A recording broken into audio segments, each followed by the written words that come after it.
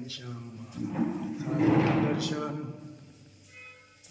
વિઘ્ન વિનાયક દેવની જય, કષ્ટભંજન દેવની. ગુડ મોર્નિંગ, જય સ્વામિનારાયણ, જય સિયારામ, જય શ્રી કૃષ્ણ, જય માતાજી, જય દાન મહારાજ, ઓમ નમઃ શિવાય. આજે દાન મહારાજની જગ્યામાં સવારથી દર્શન કરવા આવ્યા છે અને અહીંથી આપણે જવાનું છે જુનાગઢથી જવાનું છે પોરબંદર. એટલે સવારમાં આજે વહેલા કે નીકળ્યા હતા એટલે આપણા નિયમ અનુસાર કે પહેલાં ભગવાનના મંદિર, સોમનારાયણ ભગવાનના મંદિરે, પછી દાન મહારાજની જગ્યામાં કે આપણે દર્શન કરી અને કોઈ પણ જગ્યાએ જઈએ છીએ. તો ચાલો ખોટું મોડું ન થાય એટલા માટે જય દાન મહારાજ. ગીર ગાયનું ઘી ડબ્બો ભરાઈને આવી ગયું છે. 2 કિલો ઘી, 5 હેર ઓઇલ છે, 5 શેમ્પુ છે અને કાસરી છે. હજી હાબુ લેતા જવાના છે. યુકે થી આવ્યા છે અને એને ખાસ આપણે તેડાવ્યા છે.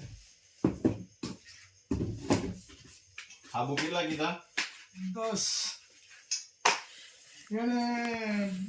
એને એમ કે બાંધો છે એટલે એને એમ કીધું તું કે 2 બાંધા નાખી જો, 2 બાંધામાં 12 થાય પણ આપણે 10 નાખો. 10 સાબુ. પાપડ કીધા છે ઘઉંના હા, કિલો. ઘઉંના અડદના 2 નાખ. ઘઉં, અડદ, કિલો પાપડ. આપણે રૂબરૂ જાય છે એટલે બવણીમાં ભર્યું છે. નકર આપણે પેકિંગ કરી. વાડી વાડી ફૂલવાડી વરવો ફરવાની જાય હોય તો જાય ને. ઈ વાતે હાચી. ચાલો રૂબરૂ જવાનું છે એટલે ઠેલામાં ભરીને જ લઈ જઈએ છીએ. 4 ને 5 શેમ્પુની 5. નીલેશભાઈ હાબુ મૂકી ગયો 10. હાલો સરગવાનો પાવડર નાખો. 1 કિલો સરગવાનો પાવડર, પછી 2 છાશના મસાલા, પછી 1 કિલો કાચરી, પછી 1 કિલો અડદના પાપડ, 1 કિલો ઘઉંના પાપડ અને આ 2 કિલો ઘી. આજે અમે જઈએ છીએ જુનાગઢ સિદ્ધેશ્વર મહાદેવના દર્શને અને ત્યાંથી જવાના છે માંગરોળ કે જ્યાં અમારા પેઢીમાં એટલે મારા પપ્પાના કાકા જે સંત થઈ ગયા છે ત્યાં જવાના છે. ત્યાં દર્શન કરશું. અમારા દાદા જ્યાં સંત મોટા થઈ ગયા છે સ્વામિનારાયણ ભગવાનના સંત, ત્યાં દર્શન કરશું અને ત્યાંથી પછી 2 ફાર્મની અંદર જવાનું છે. ફાર્મેથી બધું જે કંઈ આપણે ગાય આધારિત ખેતી જે છે એનું વસ્તુ ખરીદવાની છે, એનું ખરીદી અને પછી પાછા સાંજે રિટર્ન આવશું. કેમ લાગે રાજુ, સાંજ પડી જાય? પડી જ જાય ને, રાતે 2 વાગી જવાના છે. રાજુ કેમ કે આપણે 2 મહેમાન છે, આપણે નીતાબેન આવ્યા હતા એમની ત્યાં જવાનું છે, પછી મધુબેન આવ્યા છે એમની ત્યાં જવાનું છે એટલે મોડું થઈ જાય. 2 યુકે થી આવ્યા છે અને બિચારા કેદું ના તેડાવે છે કે તમે આવો. પછી મધુબેન નું હતું કે તમે કુરિયર કરી દો, પણ અમે કીધું 1-2 દીમાં અમે આવવાના છે, તમારે ખોટા આટલા બધા કુરિયર ના દેવાને અમે સાથે લેતા આવીશું. બરાબર છે. આપણે ગમે ત્યાં સુરત જઈએ તોય નથી લેતા જતા, અમદાવાદ જઈએ તોય લેતા જઈએ. ખાલી કોકને 5 રૂપિયા બચે, કુરિયર ચાર્જ નો ચડે એટલે આપણે અમદાવાદે જતા હોય તો લેતા જઈએ છીએ, સુરત જતા હોય તો સુરતથી લેતા, ત્યાંથી નહીં લેતા જઈએ છીએ. ચાલો, જય સ્વામિનારાયણ.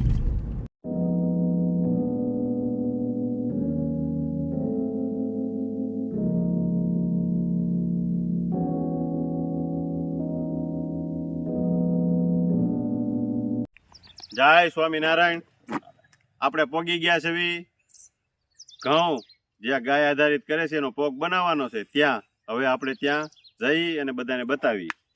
ગાય આધારિત ખેતી એનો પોક બનાવવાનો છે આપણે.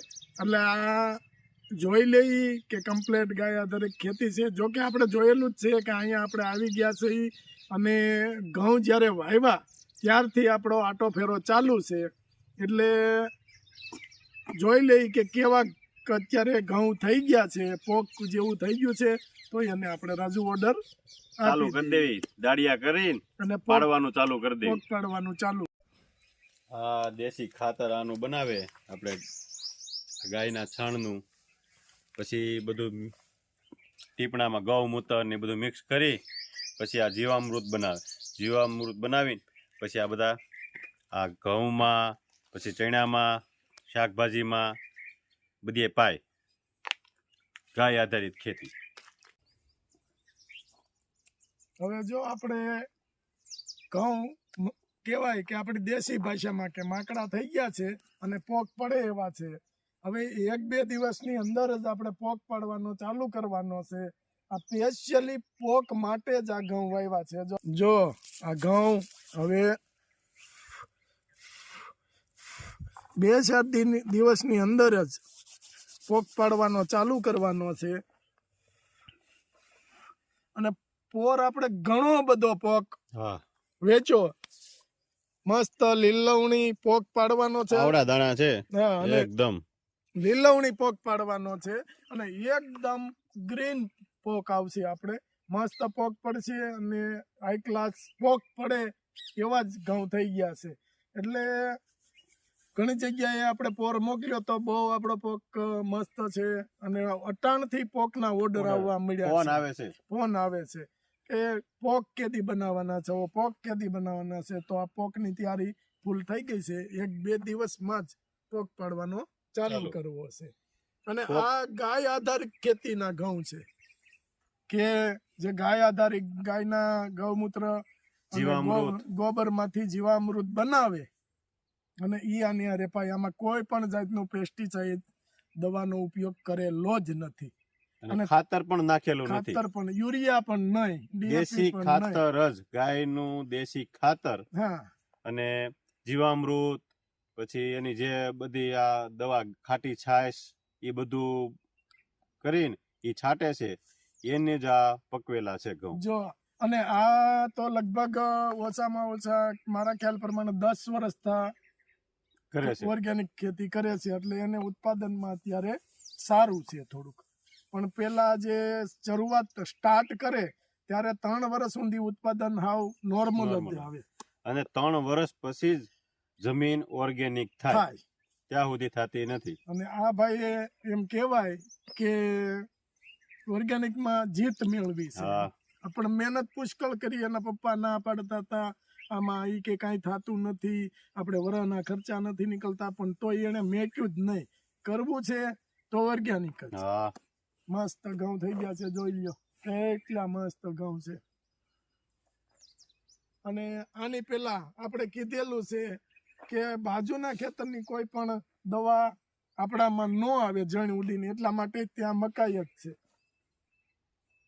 આ બાજુ એમની વાડ છે, આ બાજુ ગાયોનો ચારો વાવેલો છે, ત્યાં ચારો વાવી દે, ફરતો ચારો વાવી દે અને વચ્ચે આ વસ્તુ થાય. આગળ પાછા એને ચણા હતા ને વાવ્યા છે. હા, એ પણ ઓર્ગેનિક. ચોમાસું એને સિંગ હતી, સિંગનો પાલો, સિંગ પણ ઓર્ગેનિક હતી. આપણે જે દાણા કાઢીએ છીએ કે આપણે હેન્ડ વોશ કે હાથેથી જ ફોલીએ છીએ દાણા, અને એ દાણા આપણે મોકલાવીએ છીએ.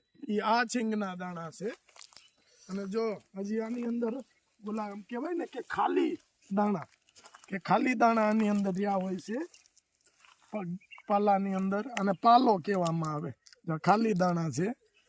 અને જે ખરાબ દાણો હોય એ ઠેસરમાં પાલા ભેગો નીકળી જાય છે.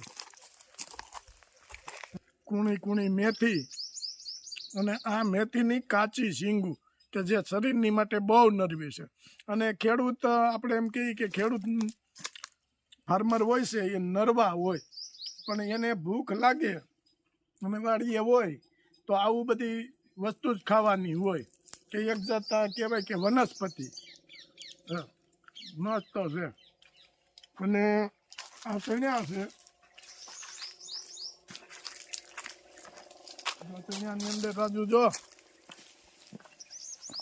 ફાલ બે ગયો છે ચણ્યા ધીરે ધીરે ધીરે ધીરે ચણ્યા હવે પાક ઉપર આવતા જાય છે અને અહીંયા રીંગણી જો રાજુ રીંગણી જો હા હો ભાઈ રીંગણીમાં કાંઈ ઘટે નહીં જેવા રીંગણા છે મસ્ત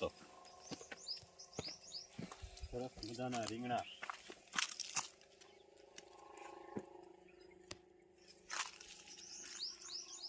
જો કેવા છે એકદમ ગુલાબી મસ્ત રીંગણા જો આ ખેડૂને બધાય વાડીએ વાવી દે શાકભાજીની ઉપાધિ નહીં આપણે કાંઈ એવી રીતના હોય અને આંબામાં એટલો મોર આવ્યો છે કે એની વાત પૂછો માં કે આ કોઈ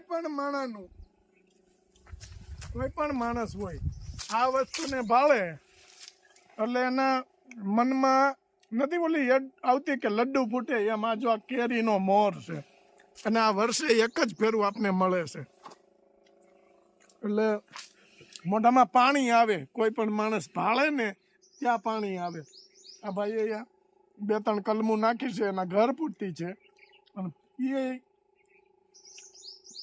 આ ખેતરની અંદર કોઈ પણ જાતની પેસ્ટિસાઇડની ઉપયોગ થતો જ નથી